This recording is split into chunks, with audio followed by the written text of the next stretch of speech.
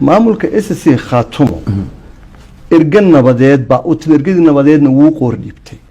maamulka SSC Khaatumo ergadiisa waxa uu magacaabaya oo sugaya marka ergadii Somaliland ay u soo wakiisheen in ay erga u tahay oo ay nabad Khaatumo uga raadiyaan marka ay keenaan position ah in lagu wada hadlo siiqada lagu wada hadlayo isla garto ayay magacaabaysaa SSC Khaatumo guddigii dhinaceeda ee wada hadalka uga qayb gali waxa kaliya laakiin inta waxay ahayd laba qodob oo ah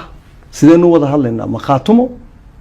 iyo Somaliland laba institution laba dawlad laba maamul wadaba se laba qabiil qolada Somaliland way ka cagajiiday inay labada go'aan midna qaataan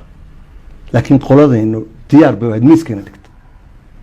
labadaba inay diyaar u yihiin kii ay doonto ilaa haddana madaxweynaha maanta joogay Cabdiraxmaan ee Somaliland anu shakhsiyan aan aqaano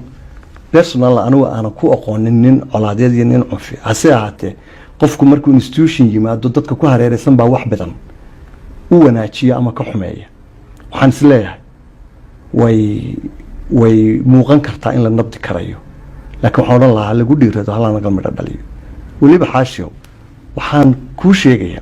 dhawaan hadda oo aan fogeyn waxa kulmay ganacsato labada dhinac oo ka soo kala jeeda SSC iyo Somaliland waxayna ku kulmeen magaalada Nafaashe dalkan maanta aynu joogneen ee Kenya xogaal baan u ahaa si dhow baan ula socday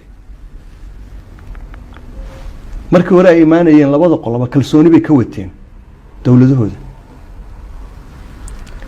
qodobada ay ka wada hadleen oo ilaa 7 ka koobnaana way ku heshiiyeen dhammaan way isla garteen waxa kaliya lagu kala tagay waxay ahayd laba qodob oo ah sideen u wada hadlaynaa ma Khaatumo iyo Somaliland laba institution laba dawlad laba maamul wadaba se laba qabiil qolada Somaliland way ka cagajiiday inay labada go'aan midna qaataan laakiin qoladaynu diyaar bay admiiskana dhigtay labadaba inay diyaar u yihiin kii ay doonto ilaa haddana gacanta Somaliland bay ku dambaysaa oo laga sugayaa inay ka jawaabaan marka adigu waxaad ku eedeynaysaa Somaliland san nabad yahay eedeyn iyo waa kala nooc iyo qofka in la sheego in lagu dhiirigeliyo oo aad pointka waxaad og tahay xaqiiqda inta taabsiiso aad tiraahdo hore uga soo dhaqaaq halka nabad lagu mehelay anigu Somaliland waxaan leeyahay nabadda ha ku dhiirato horena ha soo dhaqaaqdo marka cadaalad loo hadlo Somaliland guddi bay magacaawaday guddi nabadeed bay u bixisay ganacsataas waa dad ayagu isku xilqaamay intaan waan ka ogahay oo rag iska sheekaystay oo iyagu hantidooda isticmaalay oo iyagu si kale wax u arkay oo laga yaabo xataa deena arrimo danahooda ganacsiga xataa ka dhaxarkeen ay tahay laakiin Somaliland dhinaca siyaasadda guddi bay magacaawaday dhinaca SSC Khaatumo ay kasta adugu maamulka ku jirin oo dan dibadda daabkeeda maanta ama ahayn ama goliga wasiirada ka tirsanay laakiin aniga ogaalkayga de guddigii may soo saareen guddigii arinta la waxa miisanta xitaa Khaatumo miisanta xitaa ku ahayn dhibaato dhinaca diblomaasiyadda oo ay samuujinayaan ayagu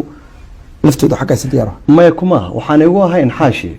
en Somaliland guddi nabadeed ha magacawdo laakiin de guddiga nabadeed may Somaliland kumay cayimin oo may oran guddi nabadeed oo Khaatumo iyo Somaliland guddiga nabadeed waxay rabteen noqon kartaa taa bedelkeeda guddiga nabadda waxa ka dambeeyay waxa erga ay Somaliland ay marisay isimada dhaqanka ee dawlad deegaanka Soomaalida ayay erga soo marisay Khaatumo u soo marisay sax ee guddigooda nabaddu iyagu intay baaq soo jeediyeen may oran waxaan rabnaa inaan Khaatumo nabad kala hadalne Khaatumo inala fadhiista may oran ergadii ay Somaliland u soo wakiilatay nabadda ee dawlad deegaanka Soomaalida Ethiopia waxay yimaadeen magaalada Laascaanood ee xarunta SSC Khaatumo si dhammaystiran baa maamul iyo dhaqanba looga gudoomay ergadii dhexdhexaad laka absaaco siyaasiyad tahay استراتيجية سياسات سماها Somaliland إن جودي أي جودي جنا بضاين طبعا أنت واحد ولا شيء الإسلام وجهه وحتى الدولة ذا قاركود عالم كله كل من إن مجا عوض نسقان سياساتنا سماها إن ما عمل كيس خاتم وجروي حتى إن أو تشيلينك